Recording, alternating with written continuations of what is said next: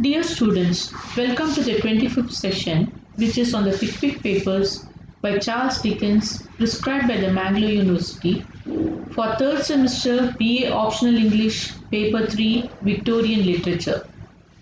This is Vasanta Ravi Prakash, Associate Professor, Department of English, Punnaprajna College, Udupi. This video highlights chapters 29 to 32. We have seen in the previous session the trial against the Pickwickians and Sam Weller. The Pickwickians escaped the punishment as the magistrate Nupkins was guilty of entertaining his daughter's suitor, Mr. Jingle, in his house. Nupkins weighs out the case amicably in order to escape humiliation. Jingle and Jock Trotter are exposed and they are forced to leave the place. Sam confirms Mrs. Bardell's intention to continue the suit which she had filed against Mr. Pickwick. Sam's grandmother expresses her unhappiness regarding Sam's father's indifference to Mr. Stiggins. Finally, you have seen the celebration of Bella's marriage with Mr. Trundle. Now we come across another interpolated story. It is a story of Gabriel Grubb.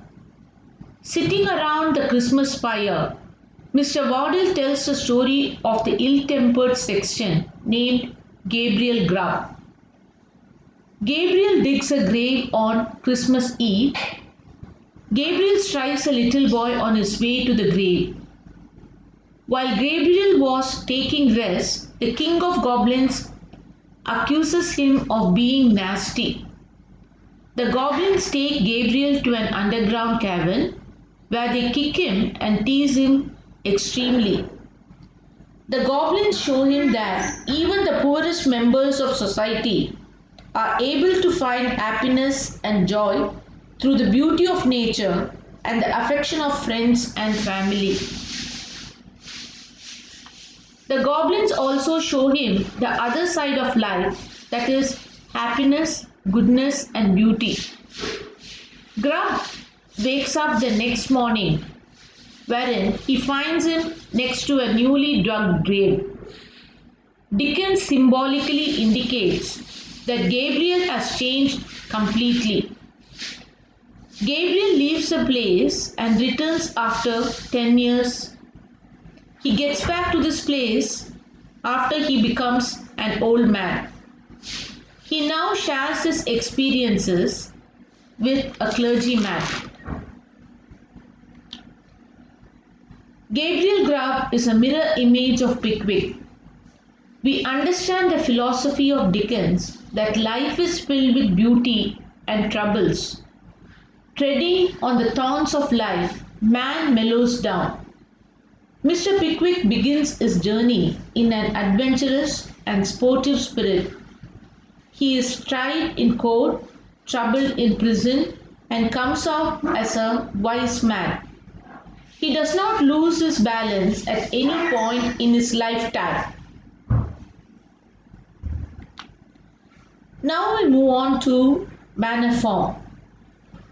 Arabella Allen's brother, Ben Allen, and his friend Bob Sawyer arrive at Manor Farm. Both are medical students and they discuss dissecting bodies. Arabella and Winkle arrive, and Arabella is surprised to see her brother. The party decides to go for ice skating and they merely skate until Pickwick falls and gets hurt. Pickwick is rushed to his home where he drinks and his illness subsides. Bob Sawyer invites Pickwick to London and they all head back to London. In this episode, we see the romantic pair Winkle and Arabella along with another romantic pair Snodgrass and Emily who add beauty to the festive background. Pickwick remains stable whatsoever happens around him. Next we see Dodson and Fogg visit Pickwick and announce the date of the trial. Mr. Snodgrass, Mr. Winkle, Mr. Tupman and Sam are summoned as witnesses for the plaintiff, Mrs. Bardell.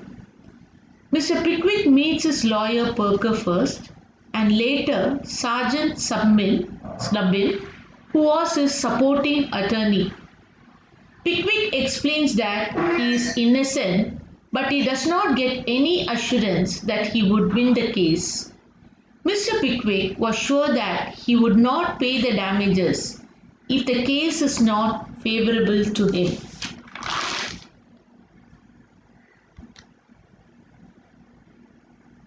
The Pickwickians later attend a party at London hosted by Bob Sawyer. As Bob Sawyer had to pay rent, his landlady, Mrs. Raddle, was angry with him because he could afford to have a party but couldn't pay her rent. Among the guests were some medical students. Jack Hopkins narrates anecdotes related to medical curiosities. The entire party ends up in chaos when dispute arises at cards and two men get ready for a duel. Mrs. Raddle creates complication, threatening the entire party with the police when they get noisy. The party breaks up and many return home. Later, things turn against Winkle.